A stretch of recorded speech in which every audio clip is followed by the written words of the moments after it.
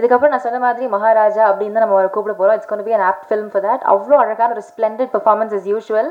Morning தான் துபாயில் வந்து அவங்களுடைய ப்ரமோஷன்ஸ் பூஜ் கலீஃபாவில் வந்து படத்துடைய பேர் அதோடைய விஷயங்கள் எல்லாம் வந்து ஸ்க்ரீன் பண்ணியிருந்தாங்க. It's very inspirational.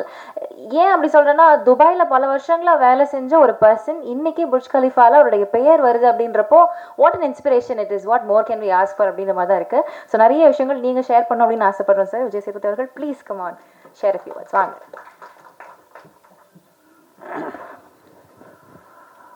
முதல்ல இங்கே வந்திருக்க உங்கள் அனைவருக்கும் மிக்க நன்றி. ராமோஜிராவோட அவருடைய இறந்து போனார் கேள்விப்பட்ட போது எனக்கு ரொம்ப வருத்தமாக இருந்தது. எனக்கு அவருடைய நேரடி தொடர்போ எதுவுமே இல்லைனாலும் புதுப்பேட்டை படத்துக்காக நாங்கள் அங்கே போனபோது அவ்வளோ பெரிய இடம், அவ்வளோ செட்டு இருக்குது, அவ்வளோ படங்கள் நடந்துகிட்டு இருந்தது. 2005 நாங்கள் போகும்போது இதை ஒருத்தர் கற்பனை பண்ணாரா, இதை ஒருத்தர் நம்பினாரா? ஒரு ஸ்லம் வேணுமா, ஸ்லம் இருக்குது. ஒரு கோட்டை வேணுமா, கோட்டை இருக்குது. ஒரு பார்க் வேணுமா, பார்க் இருக்குது. ஃபார்மிங் லேண்ட் வேணுமா, ஃபார்மிங் லேண்ட் இருக்குது. எல்லாமே இருந்தது. சின்ன சின்ன பொருள்லாம் இருந்தது. பேனா முதற்கொண்டு எல்லாமே ராமோஜிராவுடைய அவங்களுடைய இது போட்டிருக்கோம். நான் ஆச்சரியம், இது வரைக்கும் இவங்க கொடுக்குறாங்களா? உள்ள ஸ்டார் ஹோட்டலேருந்து அவ்வளோ வசதி, இவ்வளோ கற்பனையை ஒருத்தர் இப்படி பண்ணார். அது என்னோட ரொம்ப ஆச்சரியம். அவரோட வீடு பார்ப்போம், கண்ணாடி போட்டு மூடி இருக்கும். நாங்கள்லாம் பேசிப்பாங்க, அது மேலே ஹெலிகாப்டர் வருமா நிற்குமா அப்படிலாம் பேசியிருக்கோம். ஸோ ரொம்ப ஆச்சரியமான ஒரு மனுஷனாக எனக்கு அவர் இருந்தார். ஸோ அவர் இறந்து போன போது நான் ரொம்ப நாளாச்சு படத்தில் நடித்து, பட் அது கேள்விப்படும்போது காலைல செய்தியாக பார்க்கும்போது இப்போ அஞ்சலி செலுத்தும் போது சரி ஆட்டோமேட்டிக்காக நாங்கள் அங்கே வந்து ஏன்னா ஹீரோ ஃப்ரெண்டாக நடிக்கும்போது வந்து உங்களுக்கு எதுவும் வேலை இருக்காது. நாங்கள் போனோடனே அசிஸ்டன்ட் சொல்லிவிடுவேன், சார் நான் அங்கே தூங்கிட்டு இருப்பேன் சார் அப்படின்னு சொல்லிட்டு போய் நான் வாட்டுக்கு படுத்துருவேன். எனக்கு இப்போ தான் தூக்கம் குறைவாக வருது. அப்போது பெரிய கனவும் பாரமும் இல்லாதனால எங்கே படுத்தாலும் நான் தூங்கிடுவேன். அதில் செட்டில் எங்கேயாவது ஒரு இடத்துல சொல்லிவிட்டு எல்லா படத்துக்கும் போயிட்டு கொஞ்ச நேரம் இருந்து பார்த்துட்டு நானும் ஷூட்டிங் வேடிக்கை பார்க்குற மாதிரி வேடிக்கை பார்த்துட்டு ஒரு இடத்துல படுத்து தூங்கிடுவேன். அப்படி நான் நிறைய இடத்துல படுத்து தூங்கியிருக்கேன். செல்வா சாரும் தனுஷும் கிரிக்கெட் விளையாட கூப்பிடுவாங்க, நாங்கள்லாம் விளையாண்டுருக்கோம் அவங்களோட சேர்ந்து. ஸோ அங்கே நிறைய இடத்துல கிரிக்கெட் விளையாண்டுருக்கோம். அங்கே வரலாறு ஷூட் நடந்தது. அங்கே போய் நாங்கள் அஜித் சாரை தூரமாக நின்று பார்த்துருக்கோம். ஹிந்தி படம் ஷூட் நடந்திருக்கு பார்த்துருக்கோம். இந்த மாதிரி நிறைய ஷூட்டிங் வேடிக்கை பார்த்துருக்கோம். சுற்றி பார்த்த மாதிரியே இருந்தது. நிறைய அனுபவம் இருக்குது. ஒரு படம் தான் அங்கே பண்ணேன், ஆனால் நிறைய அனுபவம் இருக்குது. இன்றைக்கி அவர் இறந்து போயிட்டான்னு கேள்விப்படும்போது மிகவும் வேதனை அளிக்குது. இப்படி ஒரு கற்பனை பண்ண மனுஷன் நிறைய பேரோட கற்பனைக்கு வந்து உருவம் கொடுத்துருக்காரான்னு நம்புகிறேன். அதுக்காக மிகவும் மறந்துக்கிறேன். அவருடைய ஆன்மா சாந்தி அடையட்டும். அப்புறம் வந்து கம்மிங் டு மகாராஜா, இந்த நித்தில ட்ரெய்லர் வந்த உடனே ஒரு படப்படப்பான போது தெரிஞ்சிருக்கும். இந்த படத்தோடையும் இந்த கதையும் வந்து அதை யார் முறை பார்க்கும்போது சரி அவங்களுக்கு இந்த படத்தோட எக்ஸ்பீரியன்ஸ் வந்து முழுசாக கிடைக்கணும் அப்படின்னு படம் பார்த்துட்டு அதோடைய கருத்து என்னவா வேணா இருக்கலாம் அவங்களுடையது. ஆனால் அவன் சொல்ல வருவது, அவன் உங்களுக்கு சொல்ல வருவதை தாண்டி அவன் உங்களுக்கு ஏற்படுத்த விரும்புகிற அனுபவம்னு ஒன்று இருக்குல்ல, அதுக்கு அவன் ரொம்ப மெனக்கெடுறான். அதை மட்டும்தான் அவன் பொத்தி பாதுகாக்கிறான். அது இவ்வளோ தெரிஞ்சிருமோ, அது இந்த ட்ரெய்லர் வர்றது கூட ப்ரொடியூசர் அவனுக்கு ரொம்ப நேரம் ஆர்கியூமெண்ட்டு சண்டை, இது எதாவது ரிவீல் ஆகிடுமோ அப்படின்னு பயந்துகிட்டே இருந்தான். அதனால் நீங்கள் படம் பார்த்து விமர்சனம் சொல்கிற உங்கள் அனைவர்கிட்டையும் ஒரே ஒரு வேண்டுகோள், முடிஞ்ச அளவுக்கு கதையை ரிவீல் பண்ணாமல் நீங்கள் அது மேலே என்ன கருத்து வேணால் வைங்க, தயவு செஞ்சு கதையை மட்டும் ரிவீல் பண்ண வேணான்னு வேண்டி கேட்டுக்கிறேன். ஓகே தானே உனக்கு? ஸோ அது மட்டும் தான் அவனுக்கு. மற்றபடி அது படம் உங்களுக்கு பிடிச்சிருக்கு பிடிக்கல எதுவாக இருந்தாலும் அது உங்களுடைய விருப்பம் தான். என்னுடைய 50வது படம் அது மகாராஜா வாமஞ்சதில் வந்து நான் பெரும் மகிழ்ச்சி அடைகிறேன். அப்போது நித்தலன் மாதிரி ஒரு டைரக்டரோட ஒர்க் பண்ணுறதும் பெரும் சந்தோஷம். சுதன் சார் எதேச்சும் 25வது படம் அமைஞ்சது சீதக்காதி. என்னுடைய 25வது படம் அமைஞ்சது என் வாழ்வின் பாக்கியம். அதே மாதிரி 50வது படத்தில் நித்தலோடு சேர்ந்து மகாராஜான்னு ஒரு படம் பண்ணதும் என் வாழ்வின் சிறந்த அனுபவத்தின் பரிசு இல்லை, அதையும் நான் பாக்கியமாக தான் பார்க்குறேன். ஐ ஹேட் அ ஒண்டர்ஃபுல் எக்ஸ்பீரியன்ஸ். சூப்பராக இருந்துச்சு. ஒவ்வொரு நாளும் ஒருத்தனுடைய தேடுதலோடையும் அறிவோடையும் அவனுடைய ஆர்வத்தோடையும் அவனோட ஃபில்ம் மேக்கிங் எக்ஸ்பீரியன்ஸோடையும் ஒருத்தன் ஓப்பனாக இருந்தார், திறந்த புத்தகமாக இருந்தார். கலந்து பேசக்கூடிய அளவுக்கு சேர்ந்து 2 பேரும் சேர்ந்து ஒரு விஷயத்தை கண்டுபிடிக்கிறோம் ஒரு சீனில். நான், அவர், கேமராமேனு, கோ ஆக்டர்ஸ் எல்லாருமே சேர்ந்து அந்த அனுபவம், ஒரு ப்ராசஸ், ஒரு விஷயத்தை தேடும்போது, ஒரு கூட்டமாக சேர்ந்து தேடும்போது கிடைக்கிற அனுபவம் இருக்கு இல்லையா, அது மிக அற்புதமானது. அதை வந்து பல முறை நான் நித்தினோட ஒர்க் பண்ணும்போது, என்னுடைய கோ ஆக்டர்ஸ் எல்லாரோட ஒர்க் பண்ணும்போது அதை அனுபவித்தேன். It was a fantastic experience. Thanks so much Nithin for that. June 14 வருது. உங்கள் எல்லாருக்கும் அந்த படம் பிடிக்கும் நினைக்கிறேன். மற்றபடி என்னோடய படத்தில் நடித்த நட்டீஸாக இருக்கட்டும், மம்தா, அபிராம் மேடமாக இருக்கட்டும், அந்த அண்ணன் கல்கியாக இருக்கட்டும், அண்ணன் வினோத் சாகர். கல்கி எனக்கு இந்த படத்தில் தான் தெரியும். வினோத் ஆரஞ்சு மிட்டாயில் நான் விரும்பி கேட்ட நடிகை. எனக்கு இந்த மாதிரி ஒருத்தர் நான் நல்லாயிருக்குன்னு சொல்லிட்டு அப்போதுலேருந்து பழக்கம். ஸோ கல்கி வந்து நான் அவனை ரொம்ப ரசிக்கிறேன். நான் அவனை, ஏன்னா அவன் சீன் பண்ணும்போது அவன்கிட்ட ஒரு வியர்டான டைமிங் இருக்குது.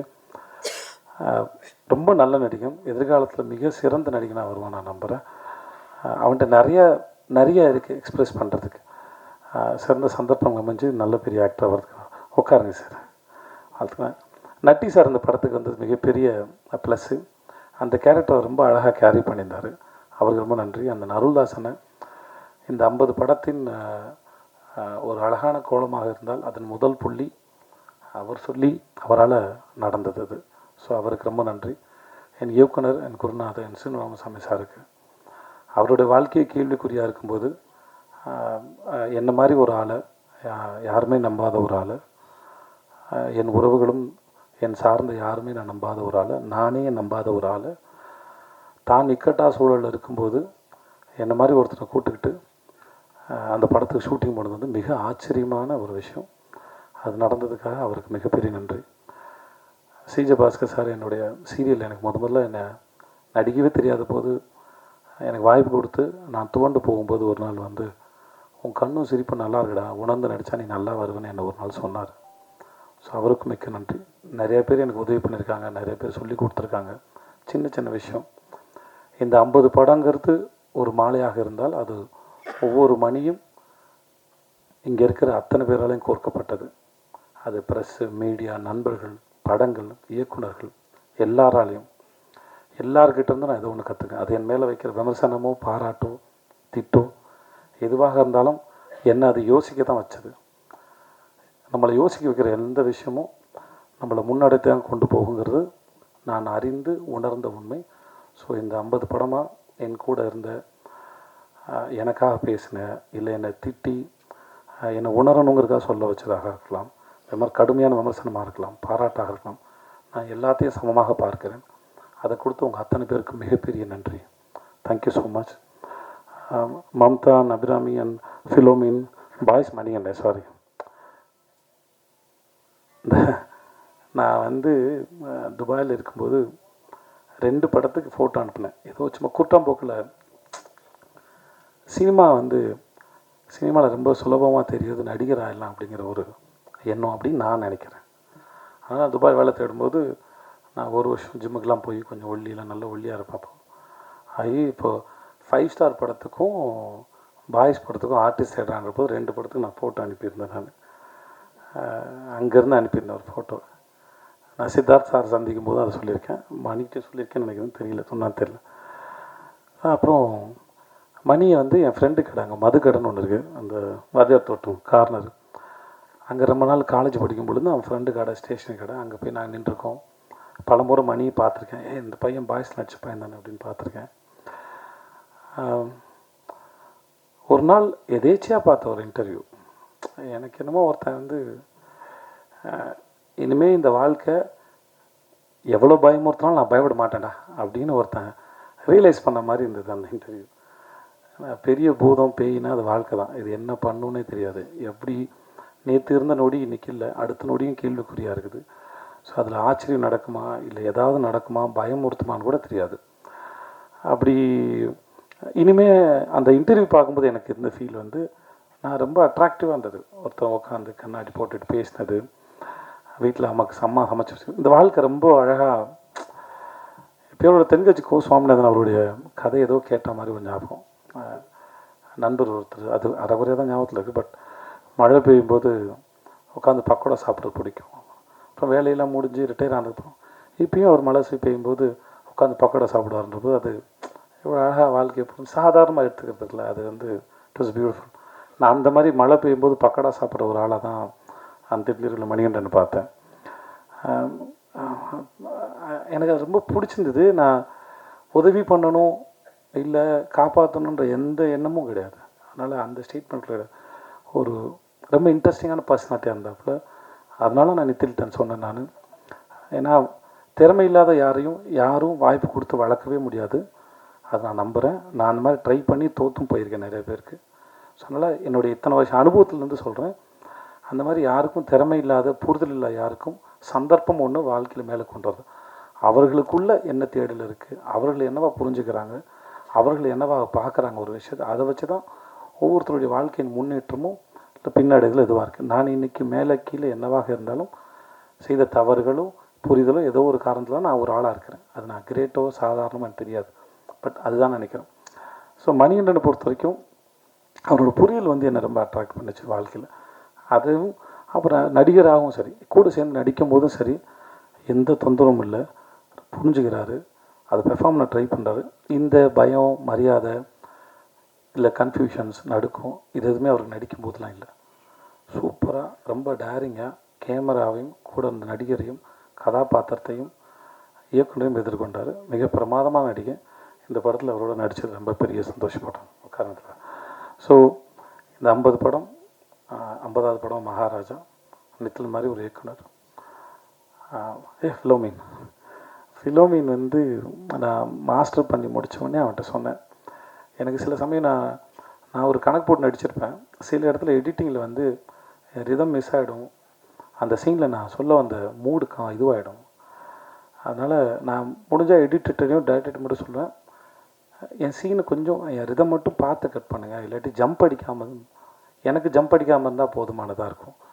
ஸோ மாஸ்டர் பண்ணி முடிச்சோன்னே அவன் செட்டுக்கு ஒரு வந்தான். அப்போ அவன்கிட்ட சொன்னேன், என் சீனை மட்டும் பார்த்து கட் பண்ணுப்பா, எல்லாத்தையும் வைக்கணும்னு அவசியம் இல்லை, உங்களுக்கு எது வேணுமோ வெட்டுங்க, ஆனால் அந்த ரிதம் போக மட்டும் வெட்டுங்க அப்படின்னு சொல்லி கேட்டுக்கிட்டேன். அது முடிச்சுட்டு அப்போது என்கிட்ட வந்து கேட்டான், ஆனால் நான் வெட்டினது உங்களுக்கு தெரிஞ்சுதான்னு. சத்தியமாக எனக்கு தெரியவே இல்லை, எங்கே கை வச்சான்னு கூட தெரியல என் சீனில். ஸோ அவ்வளோ பிரமாதமான ஒரு டெக்னீஷியன், நித்திலனுடைய நெருங்கிய நண்பன். அதெல்லாம் தாண்டி தொழிலில் ரொம்ப நேர்மையான ஆள். அவங்க டைரக்டர் என்ன சொல்ல வராரு அதை எப்படி கொடுக்கணும். முக்கியமாக சாதாரணமாக ஒரு படத்தை டைரெக்டாக நேரடியாக சொல்லும்போது இருக்கிற கணக்கு வேறு, நாங்கள் த்ரில்லராக சொல்லும்போது இல்லை உங்களுக்கு வேறு ஒரு மூடு க்ரியேட் பண்ணும்போது ஒரு சீனை பார்க்கும்போது சீன் பின்னாடி கம்யூனிகேட் பண்ண போகிற மூடு வேறு, இப்போ நீங்கள் பார்க்கும்போது இருக்கிற மூடு வேறுன்ற ரெண்டுத்தையும் கணக்கு போட்டு வெட்டுறது வந்து அவ்வளோ சாதாரணமான விஷயம் இல்லை. அதை ரொம்ப அழகாக செஞ்சுருக்க ஃபில்மே. ஸோ உனக்கு என்னோடய வாழ்த்துக்கள். என்னோடய கேமராமேன் அவன் பேர் அருண் புருஷோத்தம் இல்லை, தினேஷ் புருஷோத்தம் சின்ன பையன். டப்பிங் அப்போ அவங்க அம்மாவோட வந்தாங்க. அவங்க அம்மாவுக்கு வந்து அவங்க பையன் மேலே அவ்வளோ பெரிய கனவு இருக்குது, ஆசை இருக்குது. நான் சொன்னேன், உங்கள் பையன் பெரிய அறிவாளி மாதிரி ரொம்ப நல்லா வருவான், அவனோட ஒர்க்கு பார்த்து அவங்க அம்மாவுக்கு என்ன பெரிய சந்தோஷமாக இருக்குன்னு நினைக்கிறேன். அவங்க அம்மாவுக்கு திரும்பி நான் சொல்லிக்கிறேன், உங்கள் பையன் பெரிய திறமைசாலி அண்ட் அறிவாளி, அவன் நிஜமாக பெரிய ஆள் வருவான். Dinesh and thank you so much. நான் எங்கள் மியூசிக் டைரக்டர், அவருக்கும் மிக்க நன்றி. டெய்லரோட அவர் கொடுத்த பேக்ரவுண்ட் ஸ்கோர் வந்து நான் ரொம்ப சந்தோஷமாக இருந்தது. ரொம்ப நன்றி அவருக்கும். மிக்க வந்த எல்லாருக்கும் ரொம்ப நன்றி. தேங்க்யூ.